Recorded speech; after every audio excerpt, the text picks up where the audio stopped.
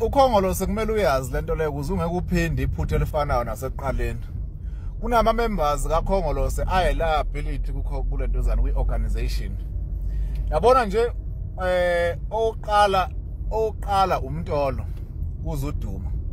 Babakhoste kakhulu labo bantu labo kumele bayazi lonto le ukuthi abanye abantu ababakhostile ezintweni zamavoti abakulesimo abakusona umntolo. I-office lanobhala lihlala kanjani lingahlonipheki. Uzuzwe ngisho ukubheda kanobhala ukuthi maye ekhuluma kanalo ulimi lakhe linenkwethe akakwazi ukukhuluma nomphakathi yini leyo nto leyo.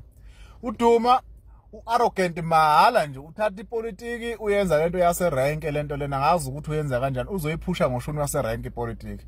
Ayisebenzi lonto lo ukuthi unekhanda eliqinanga abantu labo usuku phambi kwabo. Nanoma ngathiwa sasikhona isidingo sokuthi mhlambe ufuna ukugcwalisela undunankulu waKwaZulu Natal bathi bani ophinda abomfundi sithula sizwe. Wangamela amgcwalisele lapha na kunongangezwe lakho umhlaba ubu kwaba ilupho lenkulu kabike leyo yonto yabakhosta kakhulu yonke leyo nto leyo. Ufuna bakuvume nje lokho ukuthi bangabanye abantu abayikhoste kakhulu organization. Nalento futhi yenye yokuthi mabenza lento zabo noma shudula no bani leyo nomfolo mavundla.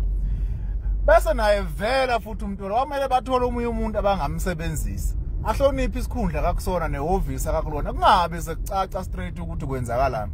Thatha ama-influencers la ungathatha ingane la ku TikTok edlalisa izinqa enama followers abantu abanezinkanuko abantu besizwe abayifollowela izinkanuko ngoba beyishela mhlambe nethemba lokuthi kusasa bengajola naye ayikazi isho ukuthi ayikazi ibe naye ayikazi yenze sense la ukuthi kwalento zana kwa TikTok ngaphandle ukuthi ipostele izithombe zayo ijikajiki round nezinqa zayo yonke leyo nto le wena uyamthatha lo muntu loyo uthi usezoba i-influence emphakathini ukwenza ngokusobala vele ukuthi lo muntu lokhokheliwe. Kunezindlela zokusebenzisa umuntu uma ngabe umbhadalile hayi ukuthi besukathi kubeke ubani uyabakhosta abantu. Ubani umuntu osabuku SABC no Newsroom Africa yonke izinto ekanjani abantu abasayibuki yonke leyo nto abantu bahlala la ku TikTok yona TV abantu lesebabanayo. Funa abahlonishwa bakwazi ukufocusa kwi-media la enkundleni zokuxhumana. Bakwazi ukukhama down ama situation ngandlela thizeni hayi ukuthi benze izinto zonke zisale ziba sobala. Khostekile organization njengamanje ufuna benze ngisho ama coalitions abangawathandi umbimba bangalithandi.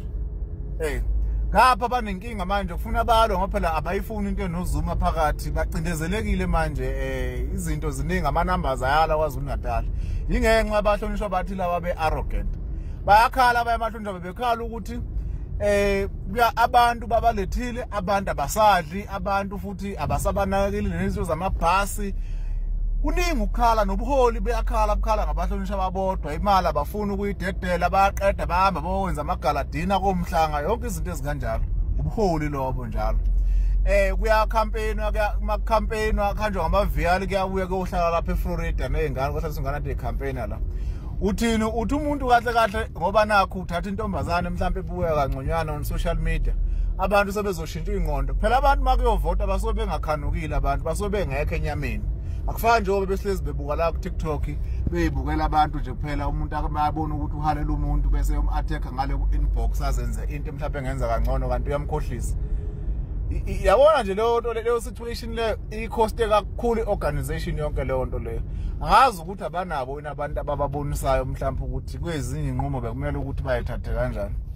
Abakhostileke labaholi bayikhostileke lento ezane KwaZulu Natal lokho bethanda bengathandi wenzakalile ibona bayikhostile kakhulu phezulu koku ANC ubuvela ubheda nabo babe ne impact enkulu kakhulu. Thank you.